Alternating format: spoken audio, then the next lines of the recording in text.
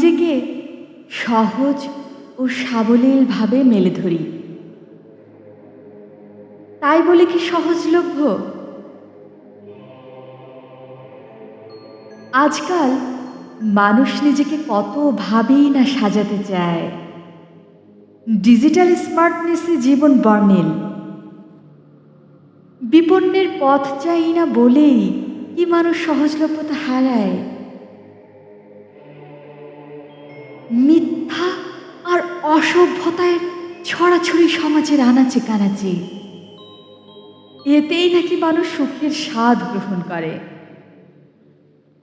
আত্মকেন্দ্রিক জীবন বেছে নিয়ে নিজেকে পর্দার আড়ালে সুসজ্জায় সাজিয়ে সম্পদ কামাচ্ছে। তবে কি হবে আত্মপরিচয়?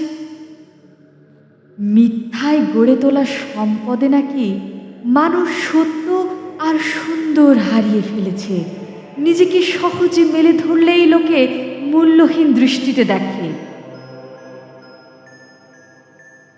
আমার আত্মপরিচয় এমন মূল্যহীন ও গুরুত্বহীনতাকে প্রশ্রয় দেয় না। চিলে কান নিয়েছে এমন সংবাদের পিছনে দৌড়ায় না। প্রকৃত আর সত্য ঘটনা উদ্ঘাটনের যুক্তির মূল্য দেয়। মানুষের আত্মপরিচয়কে স্বাগত জানায়, সত্য আর প্রকৃত অবস্থায় রাখে। যে নদী বয়ে যায় নিজের মতো, সে কখনো হারায় না লাবণ্যতা।